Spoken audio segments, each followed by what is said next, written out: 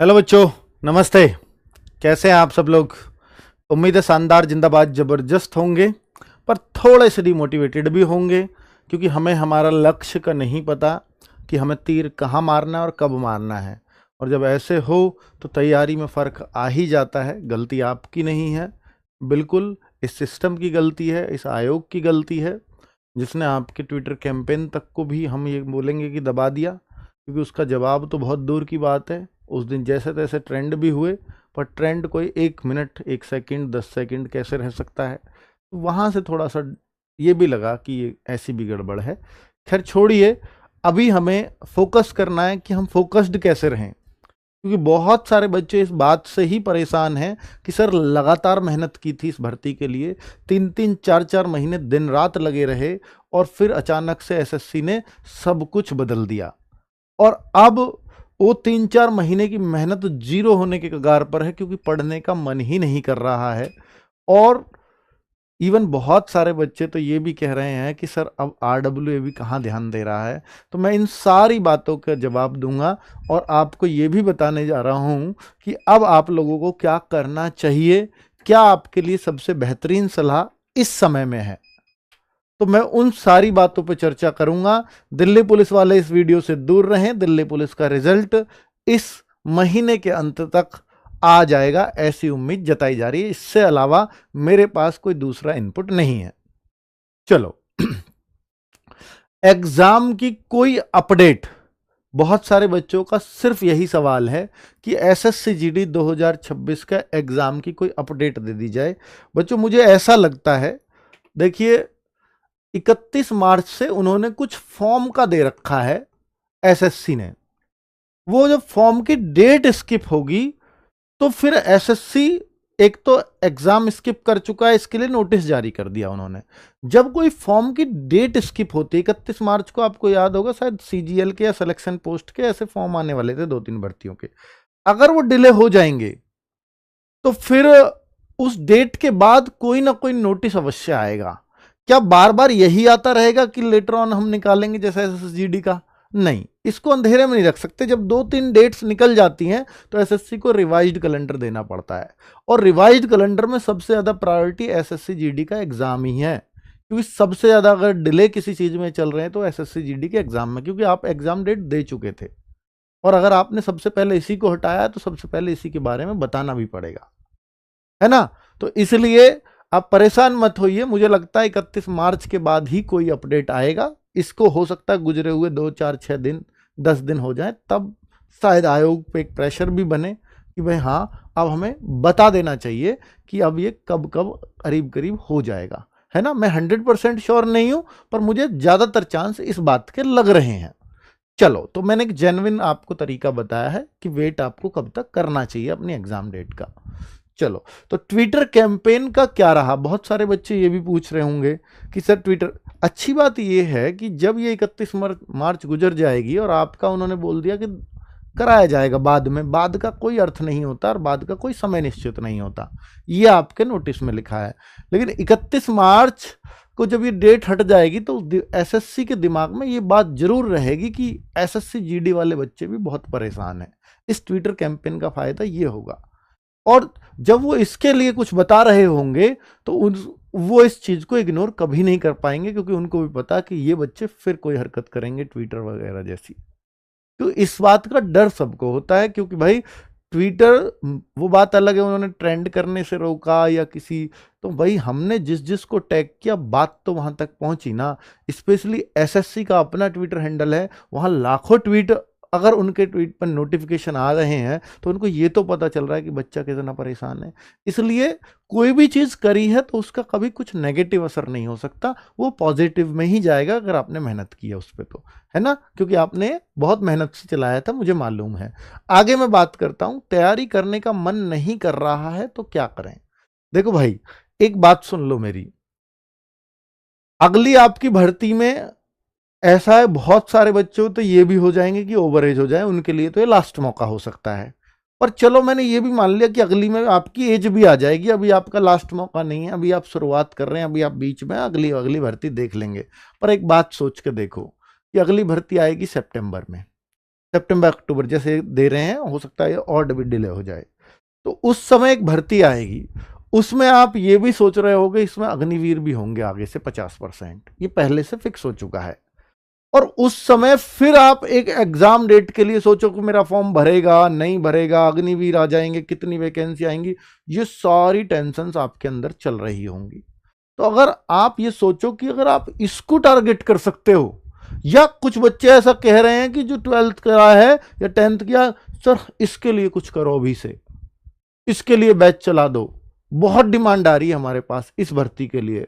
पर मैं आपको एक बात बता देना चाहता हूं कि सोचिए जब वो बच्चे उस पर जो सितंबर में फॉर्म आएंगे और अगली साल एग्जाम होगा उस पर फोकस करने को तैयार हैं, और अगर ये एग्जाम आ गया अचानक से 20 दिन 1 महीने का समय मिला और आपका इसमें नहीं हुआ, तो सोचो आपको भी तो उसी में जाना पड़ेगा। या तो आप ओवर एज हो गए होंगे या फिर आप अगले साल फिर मार्च फरवरी का वेट करोगे, मार्च का अप्रैल का, पता नहीं कब एग्जाम होगा।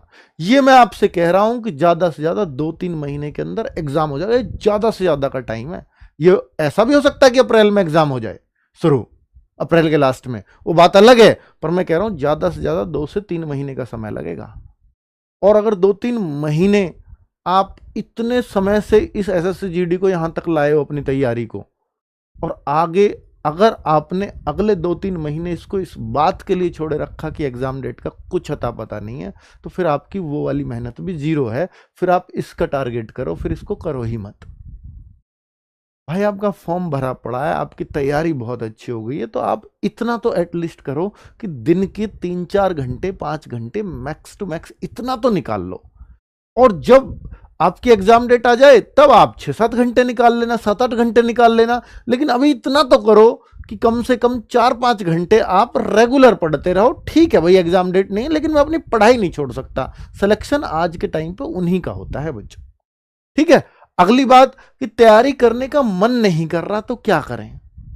भाई देखो, तैयारी अगर करने का मन ही नहीं कर रहा है तो फिर इस तरह से ही अपने मन को खींच करके लाओ। फिर या तो ये है, या तो हम ओवर एज हैं, या फिर अगली बार 1 साल का वेट कर लो, या तो 2 महीने पढ़ाई कर लो, 2 महीने में सब कुछ हो जाएगा, या फिर 1 साल बाद दोबारा उस एग्जाम की तैयारी करो। तो जाहिर सी बात है हर कोई बच्चा 2 महीने को ही प्रीफर करेगा। तो मन नहीं कर रहा तो इस बात को सोचो कि फिर अगली बार आपके पास ऑप्शंस भी क्या है ना। और ये सोचो कि अगली बार जब ये एग्जाम लगेगा तब तक आप ट्रेनिंग पर होगे, उस भर्ती में आप जाना चाहोगे क्या? उससे बेहतर है कि हम इस तरफ थोड़ी और मेहनत कर लेते हैं 1-2 बार। अपने मन को बनाना पड़ेगा, अपने मन को खींच के लाना पड़ेगा, तब ऐसा हो पाता है। आरडब्ल्यूए वाले भी एसएससी-जीडी पर कम ध्यान दे रहे हैं, ये आरोप भी बच्चे लगा रहे हैं हम पे कि सर आप यूपी पुलिस की आप बहुत ज्यादा ध्यान दे रहे हो, अब एसएससी-जीडी पे तो बिल्कुल सही है आपका आरोप, क्योंकि हमने भी तो प्रैक्टिस सेट्स बंद कर दिए थे। हमने ये सोचा था कि भैया आपका 23 से एग्जाम हो जाना है, फरवरी से स्टार्ट, तो हम भी सिलेक्शन शॉर्ट और गागर में सागर सब प्लान कर लिए थे। बिल्कुल ऐसा ही है, सिलेक्शन शॉर्ट गागर में सागर। और अब हमें भी इस क्लासेस को चलाए हुए 1 महीने से ज्यादा हो गया है, हमने भी एसएससी-जीडी पे कुछ नहीं किया, क्योंकि जिस तरह से आप परेशान थे हम भी ये परेशान थे कि भाई पहले ऐसे कोई एग्जाम डेट आ जाए, एग्जाम डेट आ जाए। लेकिन अब हमें मन बनाना ही पड़ेगा, आपको भी और हमें भी।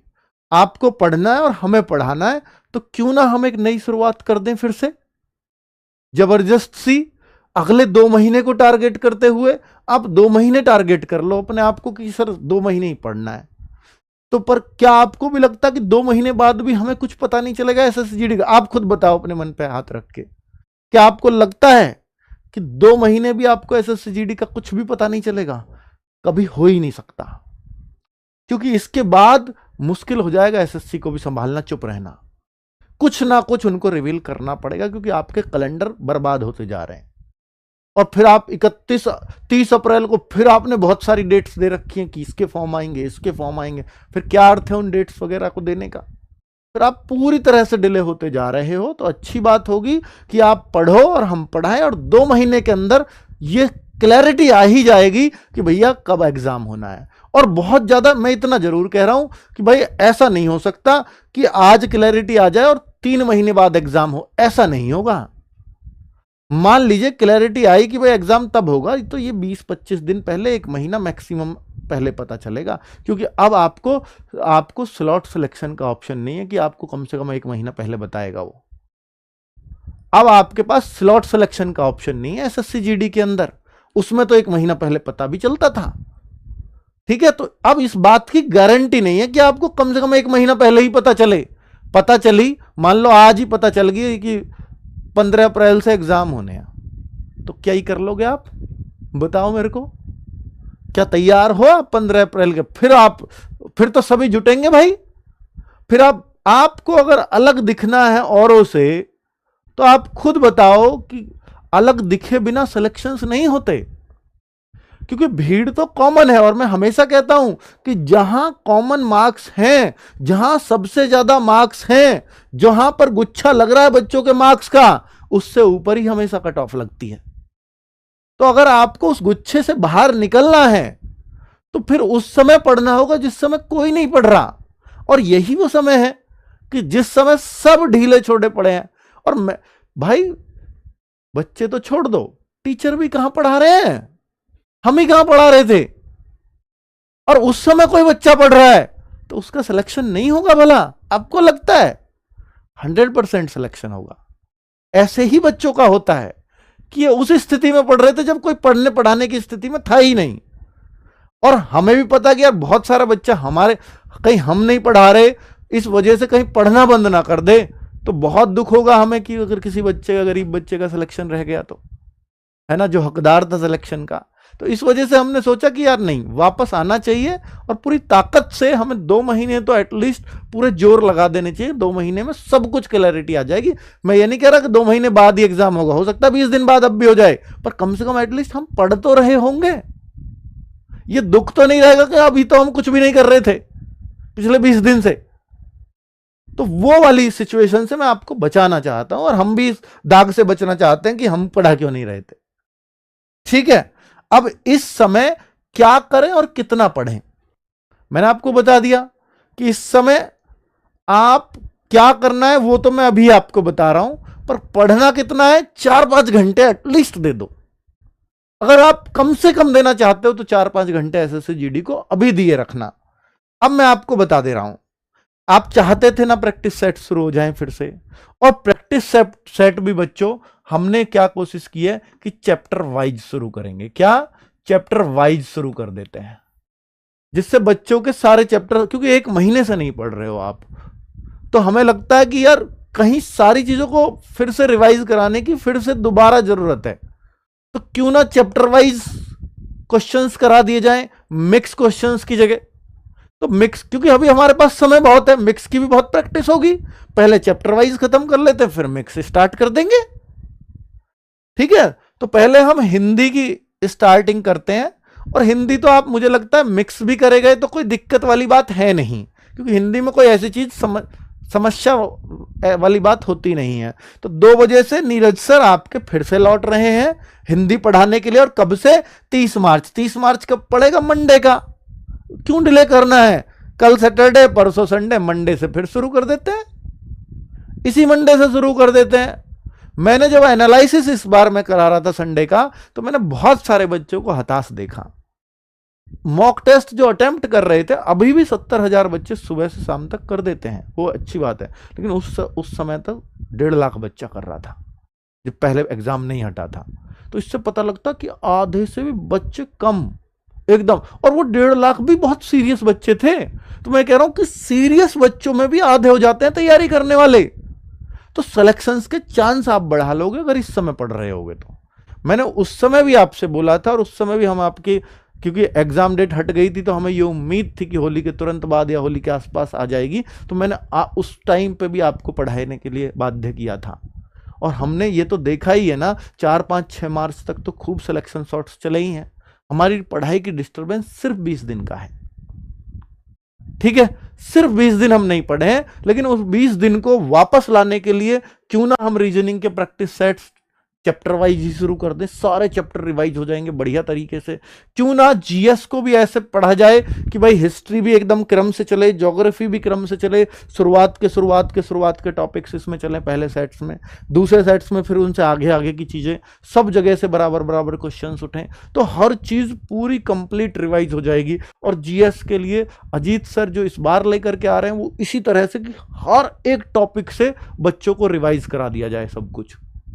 यानी अगर जो बच्चा सारे सेट्स को कर लेगा, मान लीजिए 30 प्रैक्टिस सेट्स चले, तो 30 प्रैक्टिस सेट्स के अंदर हर एक सब्जेक्ट का हर एक टॉपिक रिवाइज हो जाए, वैसा टाइप। और तो ये चीजें क्रम में चलेंगी। तो अजीत सर करा रहे होंगे शाम को 4 बजे से, और शाम को 7 बजे से दीपक भाटी सर, आपके one and only favourite sir, आप सबको मालूम है कि भैया जीडी के लिए दीपक भाटी सर एक रामबाण है ही। शाम को 7 बजे बहुत सारे बच्चे ऐसे भी थे जो यूपी पुलिस की तैयारी में अभी प्रैक्टिस सेट्स में जुड़े हुए हैं, एसएससी जीडी के बच्चे, दीपक सर बताते हैं। तो भाई वो कह रहे थे कि इसको अगर मैंने चैप्टर वाइज शुरू कर दिया तो ये यूपी पुलिस वाले बच्चों के लिए भी बड़ा इंपॉर्टेंट हो जाएगा, उनकी भी डिमांड है। और एसएससी जीडी के बच्चे चूंकि मैथ्स की प्रैक्टिस में हो सकता है 20 दिन से पढ़ ही ना रहे हो, 25 दिन से पढ़ ही नहीं रहे हो, तो फिर क्यों ना इनको एक बार चैप्टर वाइज सारी ट्रिक्स एंड टाइप्स को रिवाइज करा दिया जाए इस दौरान, और फिर इन्हें वापस उसी पढ़ाई पे लाया जाए मिक्स प्रैक्टिस पे, तब जाकर के आपका वो रिदम आ पाएगा। मैं कह रहा हूं कि ये सिर्फ 4 ही तो घंटे मांग रहा हूं मैं आपसे, इसके अलावा नहीं पढ़ना, कोर्स पूरा कर लिया बहुत है, पर ये 4 घंटे तो आप दे सकते हो ना हम लोगों को। ये हम लोग भी तो आपकी चिंता करके ही तो चला रहे हैं। अगर हमें चिंता नहीं होती तो हम भी तो शांत पड़े ही रहते। पर मैंने जब एनालिसिस की वीडियो कराई तो मैंने वहां बच्चों के मुंह से ये सुना कि सर हम ही हताश निराश थोड़ी, आप भी हो, आप ही कहां प्रैक्टिस सेट शुरू कर रहे हो, आप भी तो डिमोटिवेटेड हो। तब मुझे लगा कि नहीं, अगर हम डिमोटिवेट हो जाएंगे तो इन बच्चों को फिर मोटिवेट कौन करेगा पढ़ने के लिए।